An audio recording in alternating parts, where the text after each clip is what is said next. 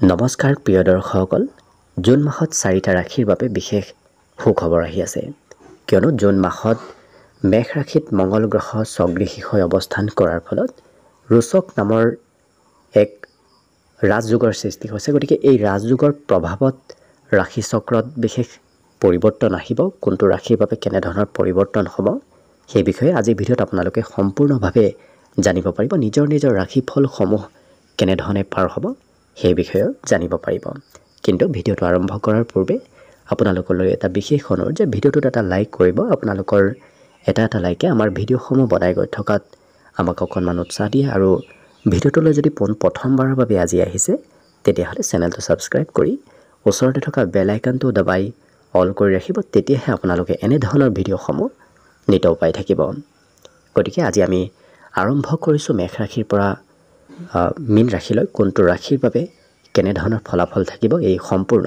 June মাহটোত মেষ ৰাশিৰ ব্যক্তিসকলৰ বাবে জুন মাহত এওঁলোকৰ ৰাশিৰ অধিপতি গ্ৰহ মঙ্গল গ্ৰহ এওঁলোকৰ ৰাশিৰ ওপৰত অৱস্থান কৰিব যিহেতু আপোনাৰ ৰাশিৰ অধিপতি হৈছে মঙ্গল গ্ৰহ গতিকে আপোনাৰ এই মাহটোত কৰ্মদক্ষতা বাঢ়িব মনোবল বৃদ্ধি পাব সাহস বাঢ়িব যিহেতু মঙ্গল গ্ৰহ হৈছে এইবোৰৰ কাৰক গতিকে এই মাহত আপোনাৰ সাহস দক্ষতা কৰ্ম কৌশলতা বৃদ্ধি পাব লগতে ঘৰত ভূমি সম্পত্তি বৃদ্ধিৰ সম্ভাৱনাও প্ৰবল আছে হয়তো ঘৰত কোনোবাই যান বাহন ক্ৰয় কৰিব পাৰে এই মাহটোত গতিকে তেনে ধৰণৰ সম্ভাৱনাও দেখা গৈছে ব্যৱসায়তো আপোনাৰ উন্নতি হ'ব যেহেতু ব্যৱসায়ৰ স্থানত মঙ্গল গ্ৰহৰ পূৰ্ণ দৃষ্টি আপোনাক ব্যৱসায় কৰাৰ পিনে কিছু আগ্ৰহী কৰি তুলিব কিন্তু বিবাহিতসকলৰ সম্বন্ধত মাজে সময়ে কাজিয়া পেচাল নতুবা মতভেদ চলি থাকিব পাৰে গতিকে যিমান পাৰে বিবাহিতসকলে সম্বন্ধত কিছু গুৰুত্ব ৰাখিব বাকী অন্য সকলো দিশত শুভ বিশেষকৈ এওঁলোকে নিজৰ স্বাস্থ্যৰ মাজে সময়ে গুৰুত্ব ৰাখিব যদি আপোনাৰ উচ্চ ৰক্তচাপ আছে তেতিয়াহ'লে স্বাস্থ্যৰ অকণমান যত্ন ৰখাটো এই মাহটোত ভাল হ'ব বাকী এওঁলোকৰ ওপৰত যিহেতু ৰোচক নামৰ এক ৰাজযোগৰ সৃষ্টি হৈছে আপোনাৰ ৰাশিত মঙ্গল গ্ৰহৰ অৱস্থানে গতিকে এই মাহটো আপোনাৰ বাবে যথেষ্ট শুভদায়ক আৰু যথেষ্ট লাভদায়ক হৈ পৰিব বৃষ ৰাশিৰ ব্যক্তিসকলৰ এই জুন মাহত আপোনাৰ ৰাশিৰ পৰা দ্বাদশ স্থানত মঙ্গল গ্ৰহৰ অৱস্থানে খৰচ অকণমান বৃদ্ধি কৰিব কিন্তু আপোনাৰ যিহেতু দ্বাদশ স্থানৰ অধিপতি হৈ দ্বাদশত অৱস্থান কৰিছে যাৰ ফলত এক বিপৰীত ৰাজযোগৰ সৃষ্টি হৈছে এই বিপৰীত ৰাজযোগৰ প্ৰভাৱত আপোনাৰ মাহটোৰ শেষৰ ভাগত কিন্তু ভাল খবৰ অহাৰ সম্ভাৱনা প্ৰবল দেখা পোৱা গৈছে গতিকে মাহটোৰ শেষৰ ভাগত আপোনাৰ আৰ্থিক দিশত এটা ভাল খবৰ লাভ কৰিব যদিও আৰম্ভণিত কিন্তু খৰচ এওঁলোকৰ যথেষ্ট বাঢ়িব সৰু সুৰা ভ্ৰমণ সৰু সুৰা যাত্ৰাৰ যোগো এই মাহটোত দেখা পোৱা গৈছে লগতে ভাতৃ ভগ্নীৰ কিবা ভাল খবৰ এই মাহটোত শুনিব পাব পাৰে ভাতৃ ভগ্নীৰ উন্নতি হ'ব ভাতৃ ভগ্নীৰ লাভালাভৰ পৰিমাণো এই মাহটোত দেখা পোৱা গৈছে বৈবাহিক সম্বন্ধত যদিও এওঁলোকৰ বিবাহিতসকলৰ ঘৰুৱা সম্পত্তি বৃদ্ধি পাব কিন্তু সম্বন্ধত খং ৰাগৰ পৰিমাণ অকণমান বঢ়াব পাৰে গতিকে যিমান পাৰে খং ৰাগত নিয়ন্ত্ৰণ ৰাখিলে নিশ্চয় বৈবাহিক সম্বন্ধতো মধুৰতা থাকিব বাকী বৃষ ৰাশিৰ বাবে এই মাহটো শুভ হৈ পৰিব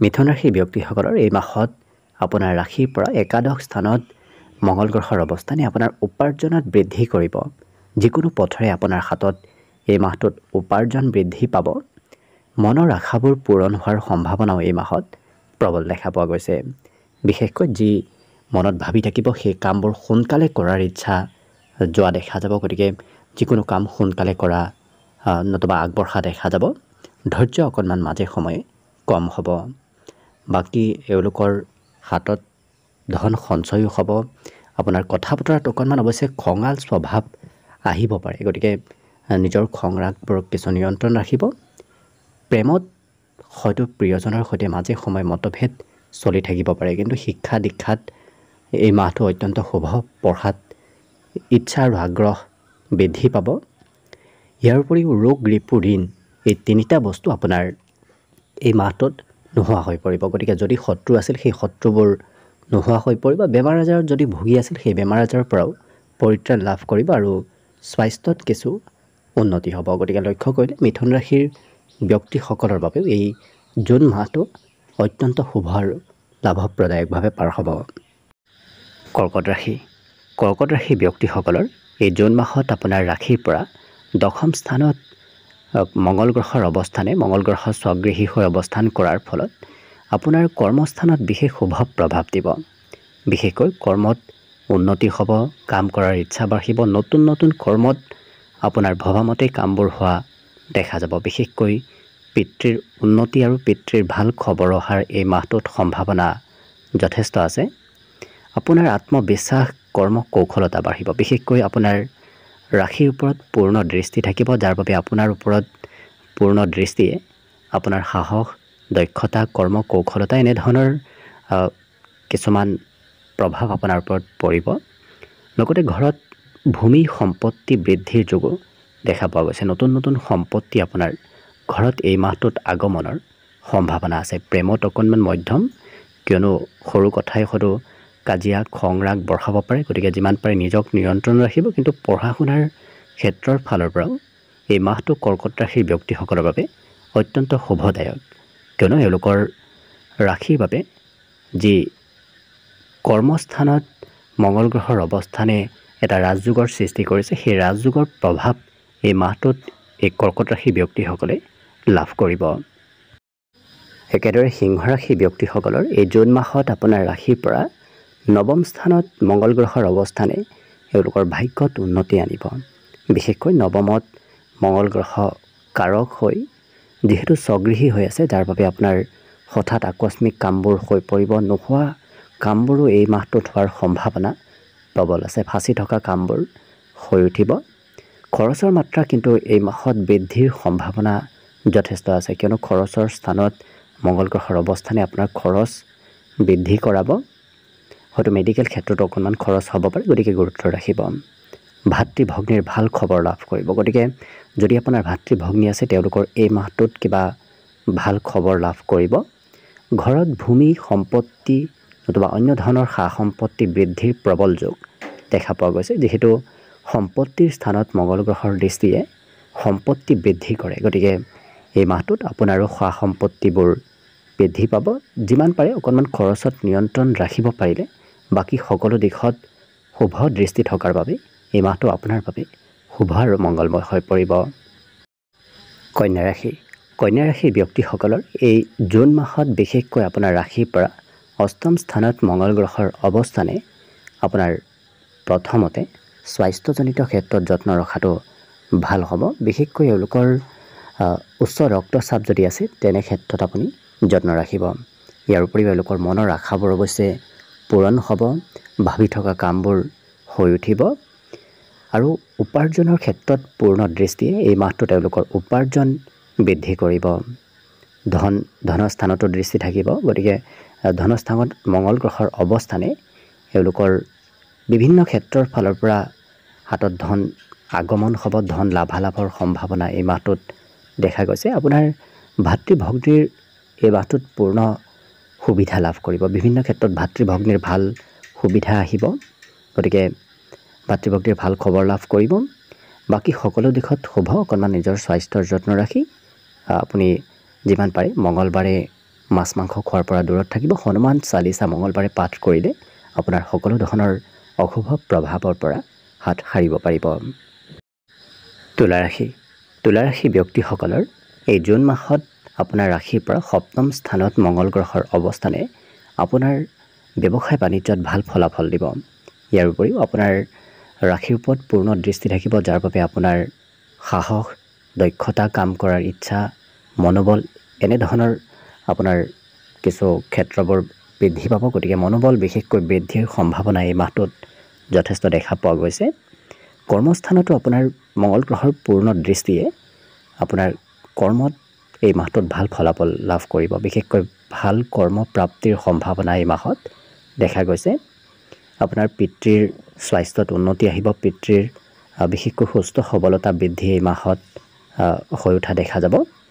যিহেতু আপোনাৰ ৰাশিৰ পৰা সপ্তমত আছে, গতিকে সপ্তমত থাকি আপোনাৰ ৰোচক নামৰ এক মহাপুৰুষ যোগৰ সৃষ্টি কৰিছে। এই ৰাজযোগৰ প্ৰভাৱ আপুনি এই মাহত লাভ কৰিব আৰু সম্পূৰ্ণভাৱে আপুনি শুভফল সকলো দিশত লাভ কৰিব। বিশেষকৈ ব্যৱসায়, কৰ্ম, স্বাস্থ্য এই সকলো ক্ষেত্ৰত আপোনাৰ এই মাহত উন্নতি হ'ব। গতিকে শুভ আৰু মংগলময়ভাৱে এই মাহটো আপোনাৰ অতিবাহিত হ'ব। একেদৰে বৃশ্চিক ৰাশিৰ ব্যক্তিসকলৰ এই জুন মাহত আপোনাৰ ৰাশিৰ পৰা ষষ্ঠ স্থানত মংগল গ্ৰহৰ অৱস্থানে আপোনাৰ অৱশ্যে বিশেষকৈ শত্ৰুবোৰ নোহোৱা কৰি তুলিব। লগতে আপোনাৰ ভাগ্যস্থানতো পূৰ্ণ দৃষ্টি থাকিব। স্বগৃহী মংগল গ্ৰহৰ পূৰ্ণ দৃষ্টি আপোনাৰ ভাগ্যস্থানত থকাৰ বাবে আকস্মিক কাম বনবোৰ হৈ উঠিব। ফাঁচি থকা কামবোৰ সোনকালে হৈ উঠাৰ পূৰ্ণ সম্ভাৱনা এই মাহত দেখা গৈছে। আপোনাৰ ৰাশিৰ ওপৰতো পূৰ্ণ দৃষ্টি থাকিব, যাৰ ফলত আপোনাৰ আত্মবিশ্বাস আৰু মনোবল এই মাহত বৃদ্ধি পাব। বিশেষকৈ মনোবল বৃদ্ধিৰ সম্ভাৱনা প্ৰবল আছে। কিন্তু খৰচৰ মাত্ৰা বাঢ়িব। দ্বাদশ স্থানত মংগল গ্ৰহৰ পূৰ্ণ দৃষ্টিয়ে খৰচ আপুনি ভবাতকৈ অকণমান বৃদ্ধি কৰি তুলিব। স্বাস্থ্য পাতিৰ ক্ষেত্ৰত বেমাৰ আজাৰত অকণমান খৰচ হ'ব পাৰে। গতিকে যিমান পাৰে আপুনি স্বাস্থ্যৰ যত্ন ৰাখিব আৰু মঙলবাৰৰ দিনটোত মাছ মাংস খোৱাৰ পৰা দূৰত থাকিব আৰু হনুমান চালিচা পাঠ কৰাটো এই মাহটোৰ বাবে আপোনাৰ অত্যন্ত লাভপ্ৰদায়ক হৈ পৰিব আৰু সম্পূৰ্ণ মাহটো আপুনি অশুভ প্ৰভাৱৰ পৰা হাত সাৰিব পাৰিব। একেদৰে ধনুৰাশি ব্যক্তিসকলৰ বাবে এই জুন মাহত আপোনাৰ ৰাশিৰ পৰা পঞ্চম স্থানত মংগল গ্ৰহৰ অৱস্থানে আপোনাৰ বিশেষকৈ শিক্ষাত মন বহাব। পঢ়া শুনাত মন যাব। পঢ়া শুনাত আগ্ৰহ এই মাহত বৃদ্ধি পাব। যিহেতু কেন্দ্ৰ স্থানত মংগল গ্ৰহ স্বগৃহী হৈ অৱস্থান কৰিব, যাৰ ফলত আপোনাৰ উপাৰ্জন বৃদ্ধি পাব। উপাৰ্জনে আপোনাৰ আৰ্থিক স্থিতিবোৰ কিছু দূৰ কৰিব আৰু মনৰ আশাবোৰ এই মাহত পূৰ্ণ হোৱাৰ সম্ভাৱনাও প্ৰবল আছে। ভাবি থকা কথাবোৰ সিদ্ধি হ'ব। দ্বাদশত পূৰ্ণ দৃষ্টিয়ে খৰচ অকণমান বৃদ্ধি কৰাব। প্ৰেমত মাজে সময়ে হয়তো কিবা কথাই মতভেদৰ সৃষ্টিও কৰিব পাৰে, খং ৰাগ বঢ়াব পাৰে। গতিকে যিমান পাৰে নিজক নিয়ন্ত্ৰণ কৰি ৰাখিব পাৰিলে বাকী সকলো দিশত ধনুৰাশি ব্যক্তিসকলৰ বাবে এই মাহটো শুভ হৈ পৰিব। একেদৰে মকৰ ৰাশি ব্যক্তিসকলৰ বাবে এই জুন মাহত আপোনাৰ ৰাশিৰ পৰা চতুৰ্থ স্থানত মংগল গ্ৰহৰ অৱস্থানে আপোনাৰ বাবে এই মাহটো অত্যন্ত লাভপ্ৰদায়ক কৰি তুলিব। বিশেষকৈ চতুৰ্থত স্বগৃহী মংগল গ্ৰহৰ অৱস্থান কৰাটো অত্যন্ত লাভপ্ৰদায়ক। আপোনাৰ এই মাহটোত বিভিন্ন সা সম্পত্তি বৃদ্ধিৰ যোগ সম্ভাৱনা দেখা পোৱা গৈছে। ভাল বন্ধু লাভ কৰিব। বন্ধুৰ পৰা সহায় সহযোগিতা এই মাহত লাভ কৰিব। যদি ব্যৱসায় কৰি আছে, ব্যৱসায়ত এই মাহটোত অত্যন্ত লাভালাভ হ'ব আৰু কৰ্মস্থানতো পূৰ্ণ দৃষ্টি থাকিব মংগল গ্ৰহৰ, যাৰ ফলত আপোনাৰ কৰ্মপ্ৰাপ্তিৰ সম্ভাৱনা এই মাহত প্ৰবল আছে। নতুন কৰ্ম লাভ কৰিব। যদি পূৰ্বৰে পৰা কাম কৰি আছে, কাম কৰাৰ ইচ্ছা আৰু দক্ষতা এই মাহত বৃদ্ধি পাব। একাদশত পূৰ্ণ দৃষ্টিয়ে আপোনাৰ এই মাহত উপাৰ্জনবোৰ বৃদ্ধি কৰিব। আপোনাৰ একাধিক পথেৰে উপাৰ্জন আপোনাৰ হাতলৈ অহা এই মাহত দেখা যাব। মনৰ আশাবোৰ পূৰ্ণ হোৱা এই মাহত দেখা যাব। গতিকে লক্ষ্য কৰিলে মকৰ ৰাশিৰ ব্যক্তিসকলৰ বাবে যিহেতু এওঁলোকৰ কেন্দ্ৰ স্থানত মংগল গ্ৰহ অৱস্থান কৰিব, যাৰ ফলত সকলো প্ৰকাৰৰ শুভ ফল এই মাহটোত আপুনি লাভ কৰিব। কুম্ভ ৰাশি ব্যক্তিসকলৰ এই জুন মাহত আপোনাৰ ৰাশিৰ পৰা তৃতীয় স্থানত মংগল গ্ৰহ অৱস্থান কৰিব, যাৰ প্ৰভাৱত যিহেতু তৃতীয় স্থানত মংগল গ্ৰহ অত্যন্ত কাৰক হৈ পৰে, প্ৰভাৱত আপোনাৰ এই মাহটোত কাম কৰাৰ ইচ্ছা আৰু দক্ষতা বৃদ্ধি পাব। মনৰ ইচ্ছাবোৰ এই মাহটোত আপুনি পূৰণ কৰিব পাৰিব। ভাতৃ ভগ্নীৰ ভাল খবৰ অহাৰ সম্ভাৱনা এই মাহত প্ৰবল দেখা পোৱা গৈছে।